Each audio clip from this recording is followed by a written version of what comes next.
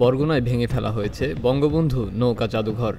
বাংলাদেশের ইতিহাসে পুরনো বিভিন্ন স্মৃতি উন্মোচনের জন্য সাবেক জেলা প্রশাসক মোস্তাইন বিল্লার হাতে নির্মাণ করা হয়েছিল নৌকা জাদুঘরটি। এই জাদুঘরটিতে প্রায় ১০০টি মডেলের নৌকা ছিল। গত ৫ আগস্ট বাংলাদেশের গণঅভ্যুত্থানের পর সেগুলো ভেঙে ফেলেছিল বিক্ষুব্ধ জনতা। গত কয়েক মাস অক্ষত ছিল জাদুঘরটির স্ট্রাকচার।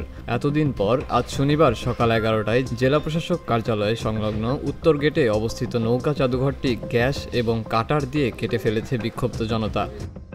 তবে স্থানীয়রা ও জনপ্রতিনিধিরা বলছেন, তৎকালীন জেলা প্রশাসক মোস্তাইন বিল্লা আওয়ামী লীগের দালালি করে সাবেক প্রধানমন্ত্রী শেখ হাসিনাকে খুশি করার জন্য নির্মাণ করেছিল এই নৌকা জাদুঘরটি।